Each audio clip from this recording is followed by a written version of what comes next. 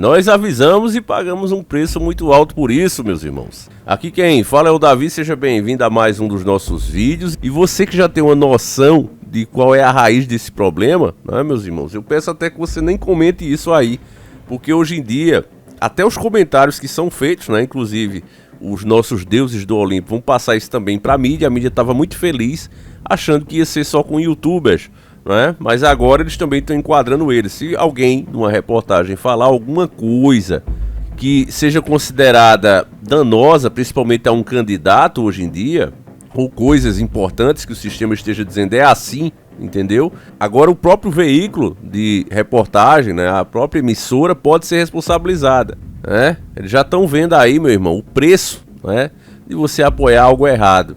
Então vão sentir na pele, né? Acharam que a água não ia bater no bumbum e agora está batendo e fria, muito fria. Então, entendendo isso, é que eu peço que você que sabe, né, tem uma noção de qual é a raiz de todos esses problemas, por que é que antes não tinha, agora tem, né? Você que tem uma noção disso, não comente, porque se fazem isso até com a mídia, imagine com a gente aqui, simples criador de conteúdo comum, como você que está assistindo o vídeo, meu irmão. Então vamos lá. A matéria enviada pelo nosso irmão Ezequiel Pupek traz aí uma reportagem que já passou em várias e várias emissoras e chega agora também ao SBT, né, que é o caso de trombose, os casos de trombose que estão tomando conta do país, né? Essa matéria é muito recente, uma pesquisa feita em 1/1 de 2024, agora, né? E constatou que a gente já está vendo acontecer com nossos familiares, amigos, pessoas próximas e etc, etc. As pessoas falando, olha, fulano, cicrano, infartaram e essa coisa toda, né? Como a gente já imaginava que ia acontecer, pagamos um preço alto por isso, né? Enfim, meus irmãos, a questão é o seguinte, ó. Número de internações diárias por trombose no Brasil merecem atenção e acompanhamento constante. O Brasil revela um preocupante quadro de trombose, com 165 internações diárias, de acordo com um levantamento realizado pela Sociedade Brasileira de Angiologia e da Cirurgia Vascular, a partir de dados do Ministério da Saúde. O maior cuidado com a saúde vascular, nesse cenário, é apontado pela entidade como algo de extrema importância. O Walter Campos, cirurgião vascular do Hospital das Clínicas da Faculdade de Medicina da USP, explica que há dois tipos de trombose, venosa e arterial. A forma de trombose tratada pelo levantamento é a trombose venosa profunda, em que há formação de coágulos no sistema venoso profundo, com os mesmos fatores de risco. O maior número de casos de trombose muitas vezes está relacionado a diagnósticos mais frequentes, considera. Vocês sabem que os profissionais que a mídia vai trazer, eles jamais vão dar qualquer informação aqui sobre o que pode, né, estar causando isso. Jamais eles vão falar. Ninguém vai contra o consenso, até porque a mão do sistema vem para cima e ela é muito pesada. Certo, meus irmãos? Porque veja bem, meus irmãos, não só em outras questões que vocês imaginam, mas agora mesmo estão liberando aí agrotóxico, né, a troco e a direito.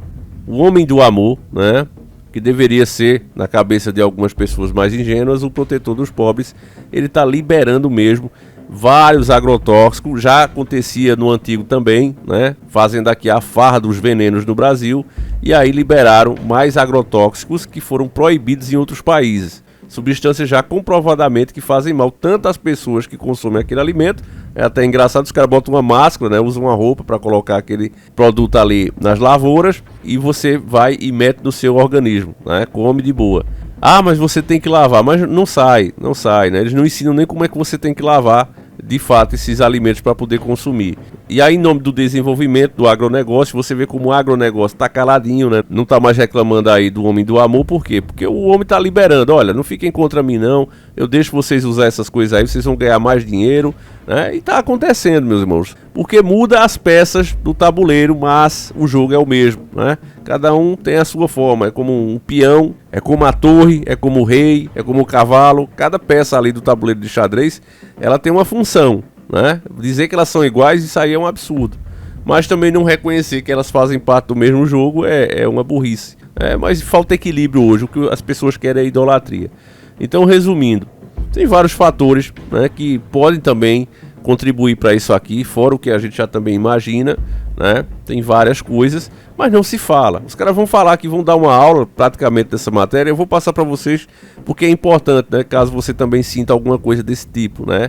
É importante você procurar uma ajuda, meus irmãos, mas é só informação técnica, né? Nada de explicar para vocês o que pode ser, né, levar pessoas para discutirem um assunto. Não, isso aqui não tem.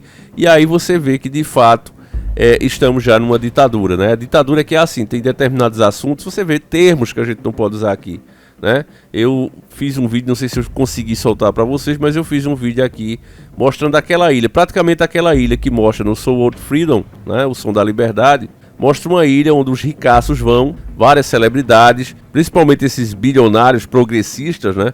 Os caras indo lá, né, para aquela ilha se relacionar ali, infelizmente, com crianças praticamente. E aí eu fiz a matéria. Se você não viu, dê uma olhadinha aí no canal. Se não estiver, porque eu não consegui passar, né? Mas, enfim, resumindo, toda vez que eu vou falar dos termos, eu tenho que usar de menor, intimidade, em vez da outra palavra, sé, né? Vocês sabem.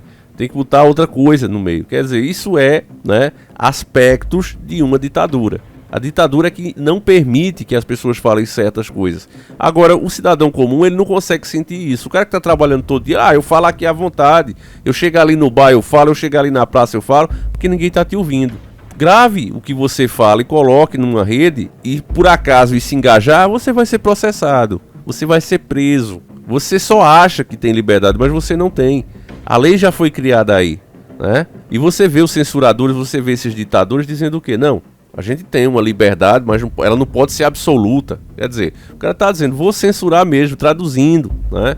Se você tivesse veículos de imprensa ao seu lado, eles fariam várias matérias tipo, explicando isso. Mas não é interessante para eles, ao contrário, é interessante manter desse jeito. Então eu vou continuar aqui com a matéria, que eu acho importante esse trecho aqui, não que ela vá te informar do que realmente está acontecendo, mas para que, caso Deus te livre, você sentir alguma dessas coisas, você procurar um profissional da saúde. Os especialistas afirmam que os principais sintomas clínicos são o inchaço e dor na palpação, devido ao entupimento da veia que prejudica o retorno do sangue.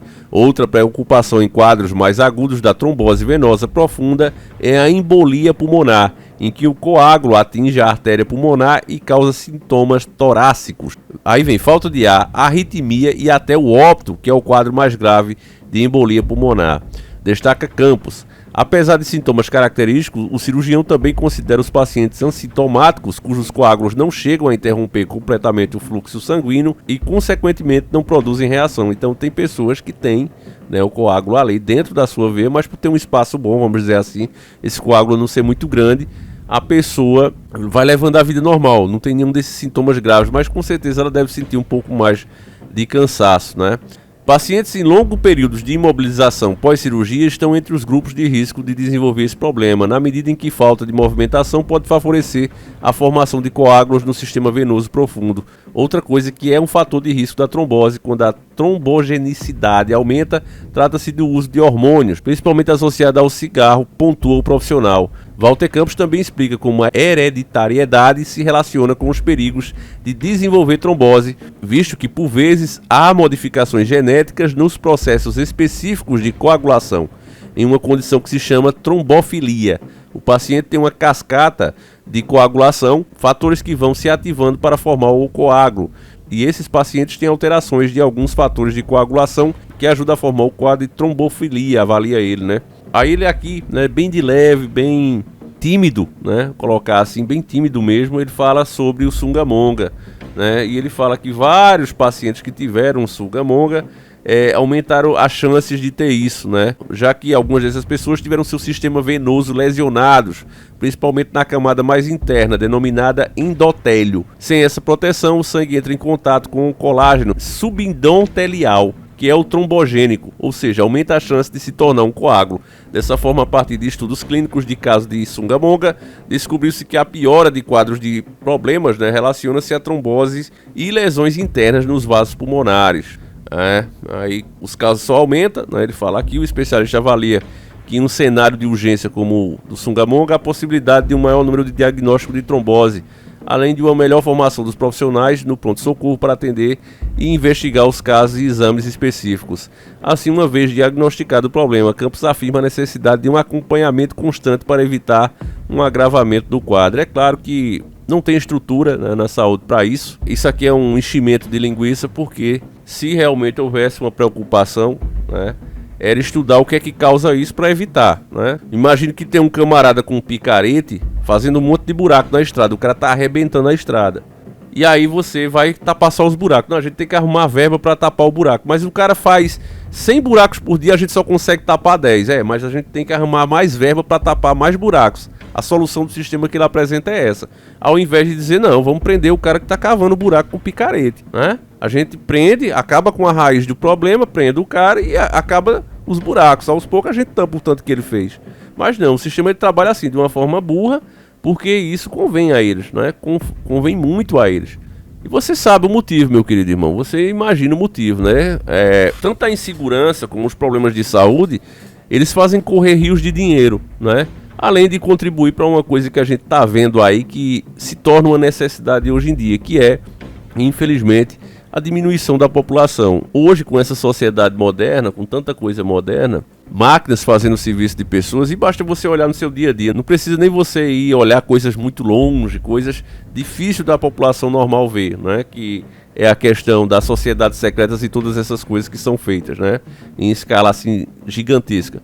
Não precisa você olhar para isso, basta você olhar ao seu redor mesmo. Você hoje, quando precisa ligar para reclamar alguma coisa de alguma empresa, operadora de telefone, seja o que for, quem é que te recebe primeiro? Você liga para o banco, quem é que te recebe primeiro? É a máquina, né? A máquina ali te responde e diz, olha, me conta qual é o seu problema, ela entende o que você fala.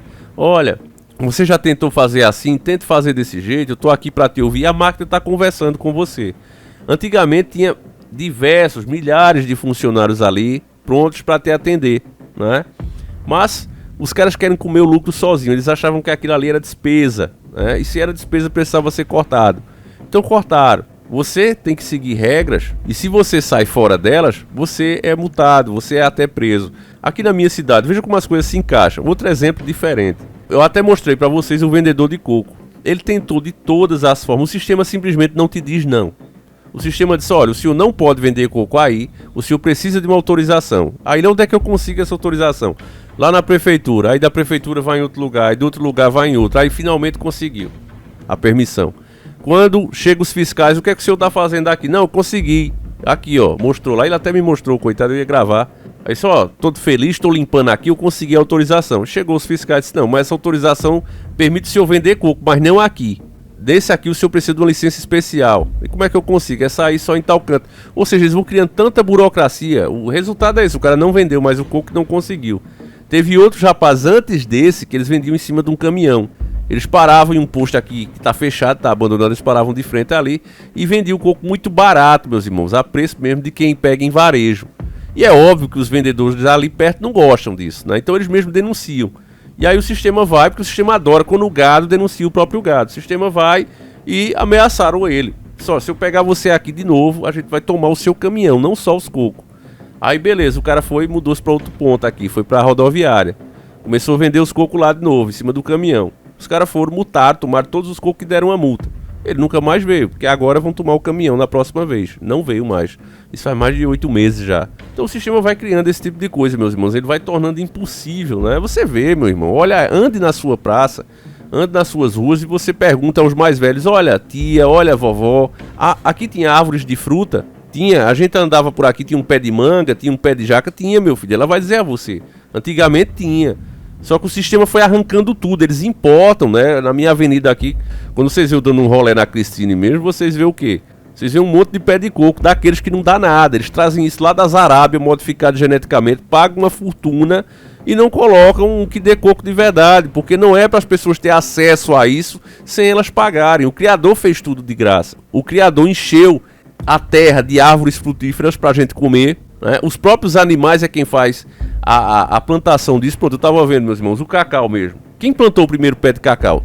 Deus. Deus criou o cacau, certo? Aí vem os animaizinhos, o jupará, era um animalzinho que entrou em extinção, e ele comia o cacau, né, com cimento em tudo, e depois ele saía, né, defecando, dando aquela cagada. E aí as sementes, né, batia na terra das fezes dele já adubada, né, entrava ali na terra, principalmente quando chovia, e nascia um novo pé de cacau. Ou seja, eles é que plantavam. Deus fez todo um ecossistema para isso. Se você também for onde tem banana, essas coisas, você vai ver a mesma coisa. É com abundância. Agora o homem vai, passa uma cerca, derruba essas árvores. Não é para ter isso tudo. Não é para as pessoas terem acesso a isso tudo. Você vê um país como o Brasil, família, a gente produz milhares de vezes a mais do que consome. do que o país inteiro consome. Então a gente manda para fora. Mesmo assim, tem pessoas aqui morrendo de fome. Então você vê que Deus fez o mundo perfeito. O homem é que com sua ganância que quer restringir. Você vê as coisas caras como estão hoje, e tem gente que diz, não, mas tem que ser assim mesmo, senão todo mundo tem. O cara tem, mas não quer que o outro tenha. Ele quer ter ele, eu quero ser exclusivo. E pagam muito caro em lugares, inclusive, que garantem essa exclusividade. A gente tá fazendo uma análise aqui, eu acho que já deve ter saído das duas partes, se eu não sofri censura, né? Do Marcelo VIP, que escancara isso aí, né? Aquela necessidade das pessoas de participar desse tipo de coisa. Não, eu quero ser exclusivo, é camarote exclusivo. Você mesmo com dinheiro, você tem o dinheiro para entrar, certo? É como alguns carros, tem versões de Ferrari, por exemplo. Você tem o dinheiro para comprar, eu tenho 10 milhões aqui. Ele não vai te vender, porque você não faz parte do clube. E os milionários ficam loucos por isso. Eles aceitam pagar os 10 milhões em um carro, que o cara não gasta nem um terço disso para fazer, né? Por causa da classificação, ó, é exclusivo. Ele só quer por causa disso. Ele nem sabe a cavalaria, ele nem sabe o toque, ele nunca deu KM no carro, ele nem gosta de velocidade, ele gosta do status. É isso, meus irmãos, infelizmente. Os assuntos parecem não estar interligados, mas estão todos interligados, porque faz o gado ficar contra o gado e o sistema poder agir, é ordem através do caos. Enfim, meus irmãos, quanto à questão de saúde, como eu disse a vocês, façam exercício, melhore a sua alimentação. Começo de ano é uma ótima época para você mudar velhos costumes, né? Só pode haver a mudança quando você mesmo começa a mudar, meus irmãos. Então é isso, né? Eu vou encerrando por aqui. Agradeço demais a cada um de vocês que acompanhou os nossos vídeos. É o que dá pra gente fazer, meus irmãos. E eu tento colocar o máximo de informações aqui para despertar cada dia mais um. É isso, meus irmãos. Fiquem com Deus, um abraço e nós seguimos juntos. Fui!